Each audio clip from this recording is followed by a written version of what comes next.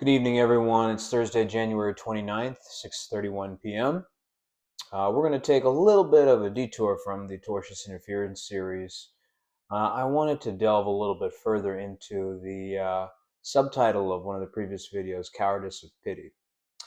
Many of you may have read the book Audacity of Hope by Barack Obama when he was running for president in 2008 here in the Chicagoland area. He was very, very popular. I was attending the Illinois Institute of Technology in 2008. That's located on the near south side of Chicago, just beyond the South Loop. Um, I started there in 2006. Um, the pure Chicagoans are going to have to forgive me if I misquote anything, but it was during the time when many different housing projects were being torn down and people were being relocated, so on and so forth. But the location of the university itself is kind of close to that environment, so it's kind of an oasis of a predominantly white institution. Um, and when we say that, the majority of the undergraduate class at that time was Caucasian. There was a heavy Korean contingent and certainly a lot of Indians. In the graduate program, it was mostly Indian and Chinese students. So it was a very international kind of thing, and not a traditional, what you would call college experience that you might have seen in the movies. It was more of a, honestly, for me, it was more like boarding school. For me, it was pretty stressful. Um, there was a lot of spiritual difficulty I had at that time, kind of deciding what I wanted my adult identity to be. And that's kind of the context of this video. So many of you may know that, my parents are, academically very disciplined, and they came up in the South Indian Kerala culture. My father started in the kind of Roman Catholic discipline, which is very common in that part of the world. But at that time, if you've ever been to like a Catholic mass, it's kind of very rigid and structured, and he needed more out of his spiritual development than what the Catholic Church was providing at that time and at that place. Also, at that time in India's history, there was not a lot of financial economic opportunity. You may have remembered that I spoke about my uncle on my mother's side, my oldest uncle on my mother's side, residing in the country of Nigeria during what was known as the Biafra conflict. My grandfather, um, my mother's father, sent him to the African continent, Nigeria, as many Indians did, and many Indians went to Tanzania, Kenya. You'll see Indians all over Africa. A lot of them are there for work. So even though we're a very literate and educated populace, just like today, the problem is getting some money to put in our pockets so that we can live peacefully and not bother people. Uh, Colonialism exists then and it exists now. When your very existence confronts um, the dogma of godless people, um, you will always be challenged. And there's two approaches you can take to life at that point, and that's why we were discussing Martin and Malcolm and their differences.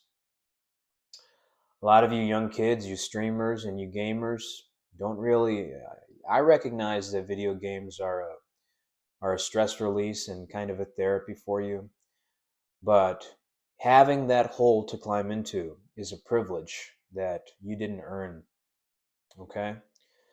So the things that you're seeing on the algorithm, the emotional outbursts and so on and so forth, you know, that is merely a recognition of the costs that were paid before me.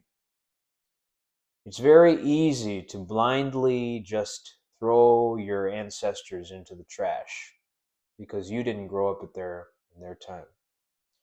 My father never really told me much about his father. His father died in 1989, I want to say. I was very young. I was, less than 1 years old. Certainly less than 2 years old. So I never recall meeting his father. And my mother's father died shortly after that. So as far as my grandfathers are concerned, I have very little interaction or touch with them. But this is important to distinguish because my grandfather on my father's side influenced how my father saw masculinity and manhood. And then I have no connection to his image of manhood, you see? And so the deficiencies that he saw in his father, he looked to the Caucasian and European diasporas to uh, fill in the gaps. In our community, we had no history with chattel slavery. So in our minds, our racial spectrum is Caucasian on one side and us on the other. We recognize that the African diaspora exists, but because Gandhi separated it so much in his thought process, that mindset was passed down to our general subcontinent. And we have our own caste system to deal with, and we have our own colorism to deal with. So when you're in poverty, you're generally speaking, your thought process is not how can I, solve world peace or world hunger like a, Miss USA kind of uh, pageant answers. That's not the priority, especially in the late 60s, early 70s. If you're reading Time magazine and you're seeing the news about what's happening to Malcolm and Martin and all the people that are fighting for equality in America, and there were a few people, like my mother's cousin, who came to North Carolina in the 50s and certainly would have had to drink at the colored drinking fountains. And so, if you can avoid those type of experiences, wouldn't you do that? Isn't that why people move out of the hood to begin with? Isn't that what Next Friday is all about? So these are very common things and common reactions. The problem with that is that we have to be careful about what we preach when we are safe under the pomegranate tree. Okay? We need to give our children the full context of, why we have made the certain decisions about safety and so on and so forth. And for the most part, my dad did that. Um, but as I told you before, the gap in our community was combat. And uh, the donkey with the carrot out in front is designed to keep working and working and working in the hopes that he attains that carrot. That is what white privilege was like for my father. Okay? These are things he never told me. He never explained these things to me. These are things that I have gleaned from my experience with him. And because there is such a fatherless epidemic in both our community, emotionally and spiritually, and the African American community practically, I felt that a portion of Hero's responsibility, a portion of Texas Movement Media's responsibility, is to fill in this emotional gap. And part of the reason that I believe the Jewish community does not want me to be financially self sufficient, I have 5 Stripe accounts, and I've tried to connect Novo to all of them for business banking. Uh, my last, compliance document was January 3rd. Usually, it only takes 3 business days to do it. As I told you, trying to have a business bank account with GN Bank was closed due to check systems flagging me as a potential high risk, person or risk, even though I could very easily give you my revenue strategies and a captive audience in 2 diasporas. So, there comes a time, and this is important for those of you in Ohio that are voting for governor. where merit has a glass ceiling. And if you start to research who Professor Rani Mathai is and was, and if you start to research Bethel University Education Department between 2001 and 2004, 2005, and you start to research the performance reviews and the staff reviews in that education department, you'll see, as a matter of fact, Tim Walls and Jacob Fry and those types of people, how much in fact they are lying.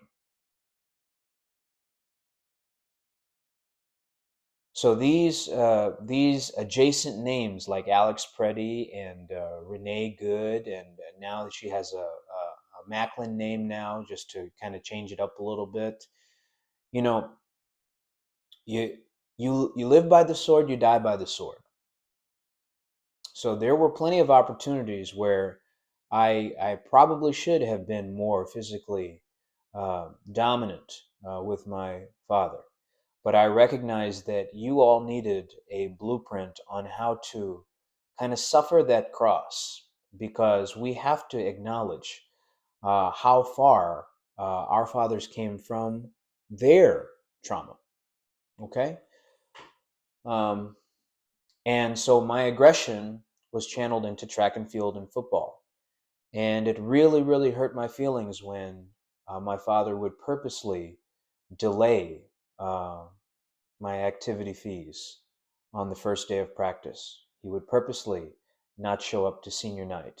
And those of you at senior night on the last home football game of Jacobs High School, you will remember number one walked on the field by himself. And I needed to do that because I needed to represent not my father that day. I had to represent my sons that day because they needed to know the burden of the number one jersey. And Derrick Rose has worn it well. And it is a privilege to be a supporting pillar for his legacy. And it's an honor to try to carry a portion of the hem of his garment. I'm very happy to do it. And the cowardice of pity is something that I think needs to be more firmly addressed from now until June, because our Christian diaspora in India has a very arrogant mindset. And whether that's IPA in Chicago, Joshua, maybe you're doing well. I don't know you that well. Okay, the Joseph family. You've kept the Chicago address, and you've kept the church there, but it's not about what you can preach. It's about what you can do. And it's not about handing out turkeys. It's not about going to a nursing home and singing a song. It's not about going to a soup kitchen for a photo opportunity.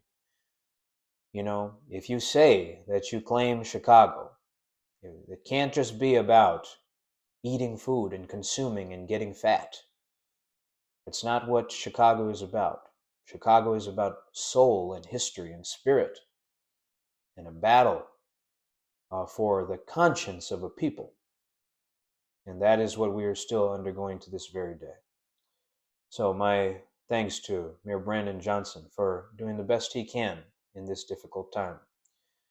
I know that there are always pressures on our leaders because of people in black suits, as Vladimir Putin likes to say, that come and foil the plans of anybody who wants to make change for the better. Unfortunately, the devil has been given dominion of this world, but he that is in us is greater than he that is in the world. And that is what I wanted to communicate through my athletic achievement. Those of you who knew me at IIT knew that my only focus as a freshman, and even through my sophomore year, was my performance within the boundaries of what was allowed in my community's value system. But unfortunately, I had to break that character. And I think in the long term that was a positive thing, because you should not have to live perfectly if you are a so-called follower of Christ. Because if we could live perfectly according to a guideline system, a rules and regulation system, like this fraudulent manual claims that we should. If that was so true, we'd be living in a utopia right now. But the fact remains is we are in the worst emotional and spiritual. Everybody is suffering because of people that use that as a shield. Ian Schwartzman is now bragging about how he was the person who called Papoose 20 times a day. But Papoose has said several times the record contract he signed with Jive for $1.5 million was the worst decision he ever made in his life. Why is that such a common story with people who have a gift from God? In the streets and in the neighborhoods, they are applauded. People like Stack Bundles and many other such people. Nipsey Hussle, of course, but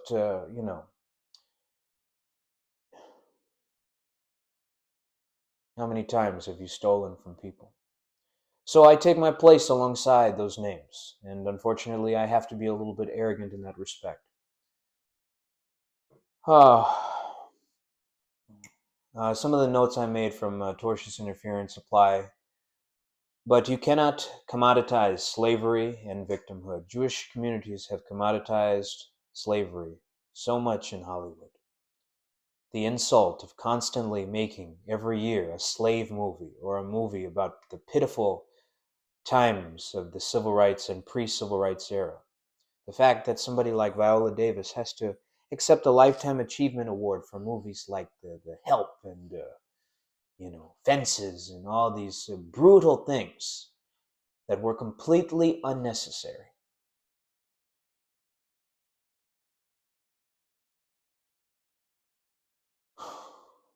The Lord does not, I don't think the Lord has any problem with interracial relationships, but using witches to infect the neighborhood and seduce great men of renown to betray their people. I didn't have the words to articulate it at that time. But even now, I'm mocked for making the decision that was right for my children. I wait on the Lord for my restitution. When you don't have the spiritual discipline continuing with your personal time with God, your spirit, just like your muscles, will start to atrophy. I believe this is what happened to my father after years of fatigue. He saw my academic gift and he wanted to exploit it, just like Judson University exploited my mother's good nature and work ethic. You see how she puts together messages for the children. That was for the youth of our community. And by the grace of God, I'm able to translate it so that it reaches a larger audience. I did not know that she took such a liking to my 8732 clothing.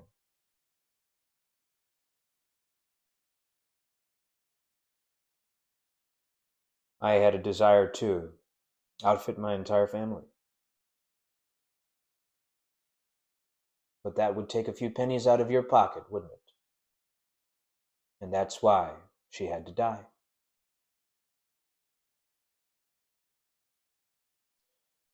The mother eagle, when the eaglets are getting too big for the nest, will grab them and throw them out of the nest. And they must learn how to fly on the way down. This is the path of the warrior and the warrior king. America loves an Indian with a warrior mindset like my mother, as long as they can be exploited financially. But when they operate as a sovereign citizen, as a proud spiritual entity, without the need for shackles. They then become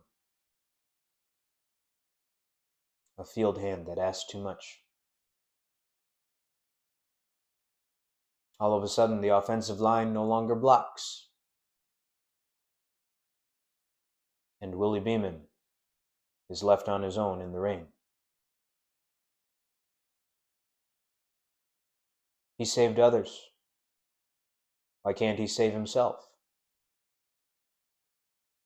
Supposedly, it was a Jew they were talking about. So, Jews had slavery for 400 years in Egypt. And then the Messiah came from David's lineage, who was also a Jew. And then Jesus himself was Jewish. And still, there is not a drop of love or empathy in your souls. But you need your black woman trophies, don't you?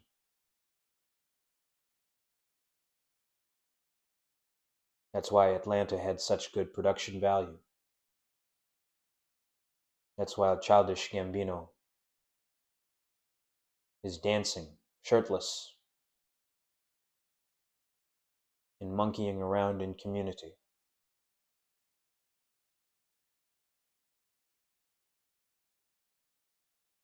Jewish lineage comes from the mother. The feminist ideology here in America seeks to castrate the honor of the father. So as you can see, what they're trying to do publicly here is separate my spiritual authority from my father's spiritual authority. This is a form of buck breaking because they do not want my sons to see the value of the patriarchal lineage that God has gifted to us that does not belong to the Jewish community.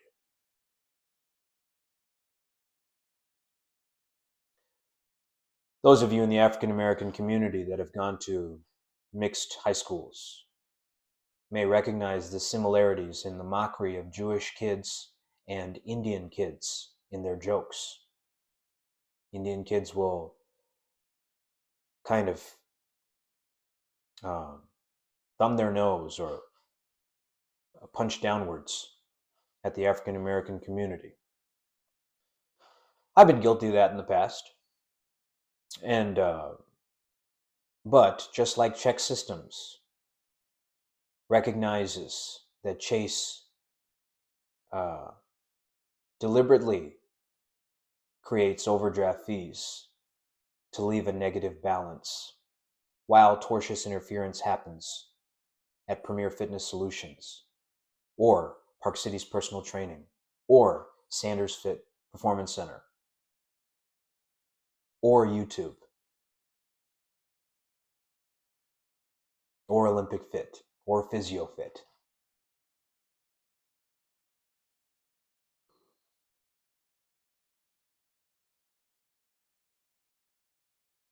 This is the Jews' version of avoiding combat.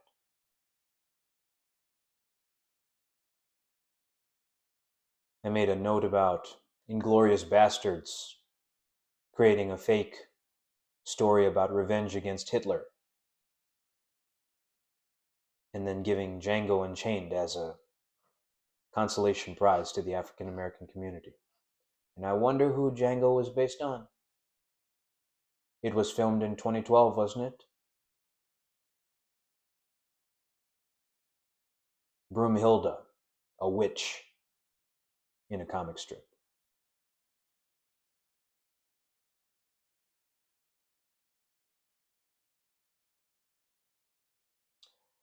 My mother taught me how to love purely, and all the women in my life know that I love purely.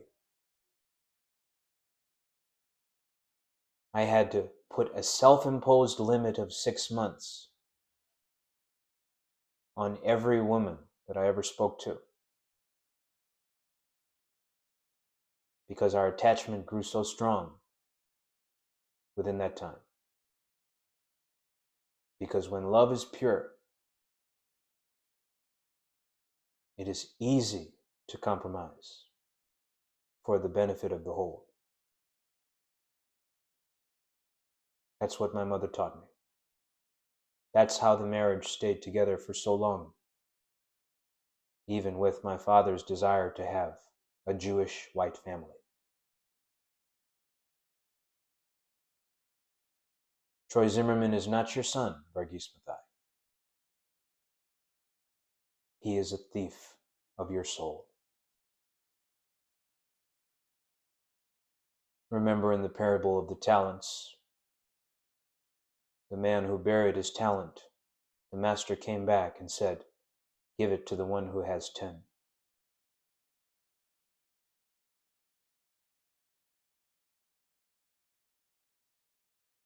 I will not let you destroy your legacy. You will live in hell until you meet your Creator. Not because of what you did to my mother. She is your property. You may do as you wish with your property. But you were a steward of that property. That was the master's creation.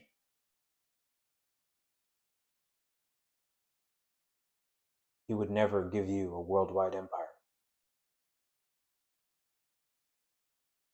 because there was a spot in your soul that you tried to fill with an idol.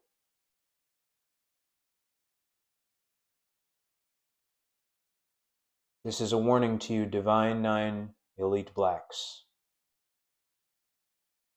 You have certainly seen things in your American history that the Indian diaspora must learn from. And I have done my absolute best, as you can see here. This here is for Tommy Smith and John Carlos. It is for Jim Hines. It is for Lee Evans. It is for Bob Beamon.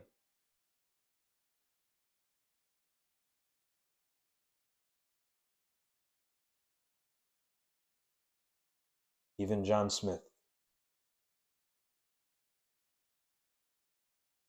I recognize the weight of this battle.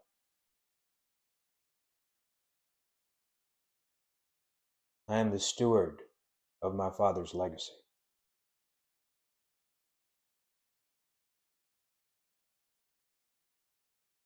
You must steward not only your gift, but your heartbreak.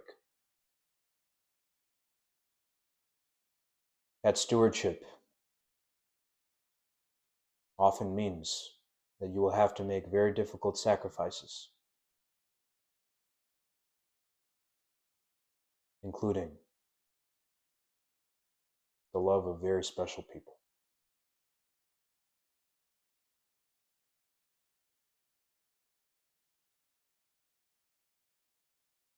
It's important to know, if you come from a single-parent household, that there are lessons that you must learn from your father and lessons you must learn from your mother. I hope I've done a good job of distinguishing those lessons for you. Sometimes you can learn masculine lessons from your mother.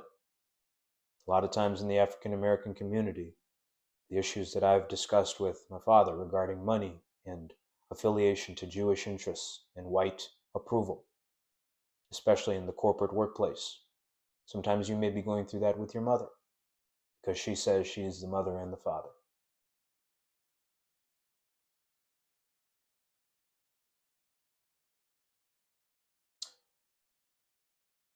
If we have more time, maybe we can have those conversations at a later point.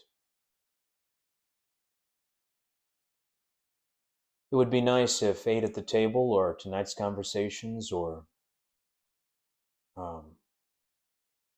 Daily Wrap-Up Crew, these would be good topics to explore, I think, for the Gen Z and Gen Alpha crowd. I'd be happy to be here as a resource for you to pull from. In the meantime, I think that everybody should go check out Dr. T. Hassan Johnson because he is more well-read expert in a lot of these things from the African-American male perspective. And I try to study him as often as I can. And even Kevin Samuels had a lot of good insight. Usually, whatever black women complain about the most is something you need to study very closely, because Jewish propaganda likes to use emotionality of black women influencers to distract you from good nutritional algorithmic food. We've spent quite a bit of time here tonight. We will continue with our tortious interference series, and maybe we will do another Cowardice of Pity episode soon. But I want to reiterate that this comes from a place of love. I love you all very much, and I want you to know that I tried my best to hold it all together for your benefit. And I want to represent the legacy of Chicago and its heroes through my own life and the lives of those that come after me. Thank you very much. See you next time.